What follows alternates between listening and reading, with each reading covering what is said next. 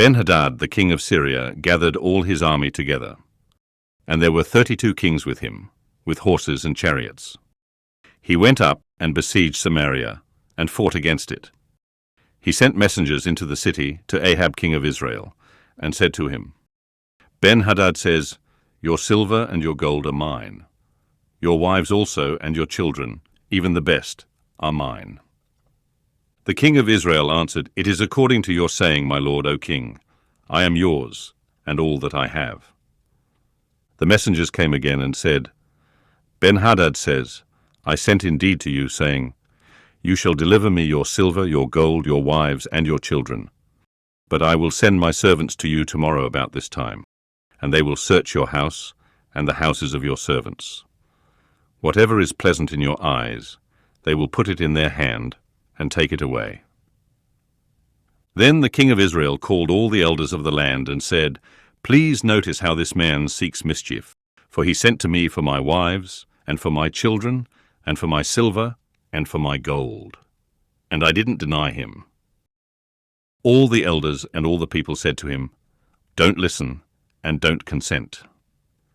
Therefore he said to the messengers of Ben-Hadad, "Tell my lord the king, all that you sent for to your servant at the first I will do, but this thing I cannot do."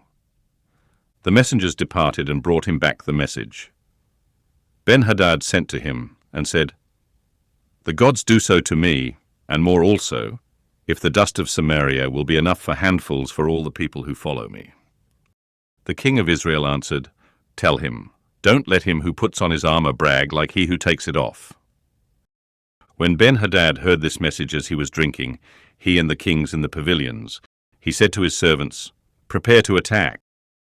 So they prepared to attack the city. Behold, a prophet came near to Ahab king of Israel and said, "Yahweh says, Have you seen all this great multitude? Behold, I will deliver it into your hand today. Then you will know that I am Yahweh." Ahab said, "By whom?"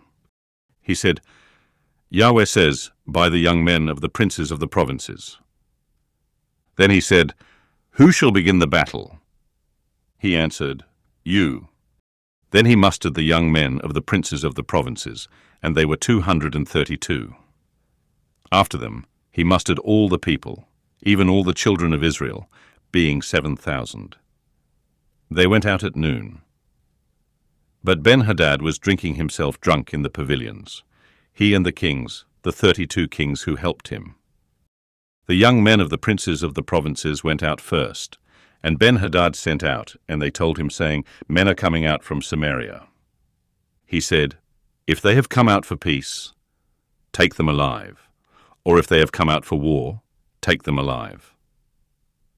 So these went out of the city, the young men of the princes of the provinces, and the army which followed them. They each killed his man. The Syrians fled, and Israel pursued them. Ben-Hadad, the king of Syria, escaped on a horse with horsemen. The king of Israel went out and struck the horses and chariots, and killed the Syrians with a great slaughter. The prophet came near to the king of Israel, and said to him, "Go, strengthen yourself, and plan what you must do, for at the return of the year the king of Syria will come up against you." The servants of the king of Syria said to him, "Their God is a God of the hills, therefore they were stronger than we. But let's fight against them in the plain, and surely we will be stronger than they.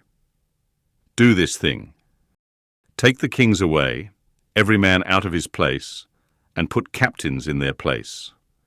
Muster an army like the army that you have lost, horse for horse and chariot for chariot. We will fight against them in the plain, and surely we will be stronger than they are." He listened to their voice, and did so.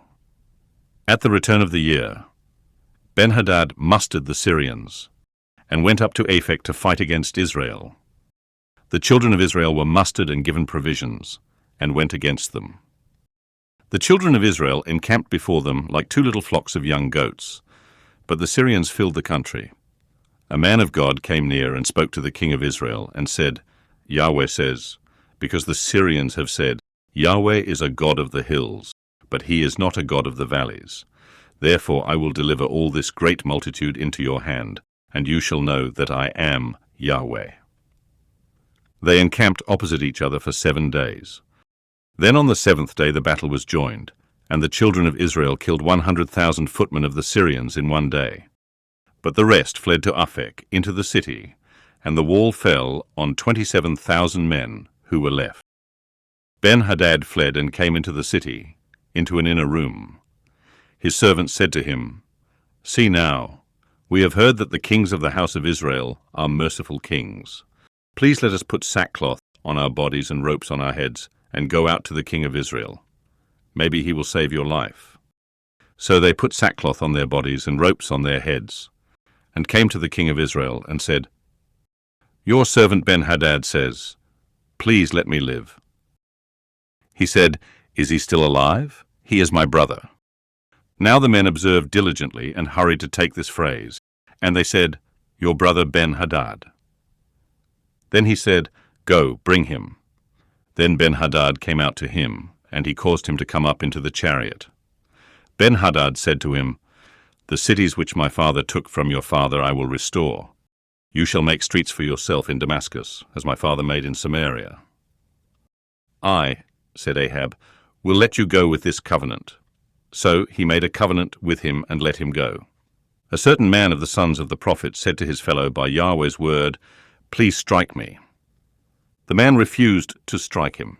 Then he said to him, "Because you have not obeyed Yahweh's voice, behold, as soon as you have departed from me, a lion will kill you." As soon as he had departed from him, a lion found him and killed him. Then he found another man and said, "Please strike me." The man struck him and wounded him. So the prophet departed and waited for the king by the way, and disguised himself with his headband over his eyes. As the king passed by, he cried to the king, and he said, "Your servant went out into the middle of the battle, and behold, a man came over and brought a man to me, and said, 'Guard this man. If by any means he is missing, then your life shall be for his life, or else you shall pay a talent of silver.' As your servant was busy here and there, he was gone." The king of Israel said to him, "So shall your judgment be. You yourself have decided it." He hurried and took the headband away from his eyes, and the king of Israel recognized that he was one of the prophets. He said to him, "Yahweh says, because you have let go out of your hand the man whom I had devoted to destruction.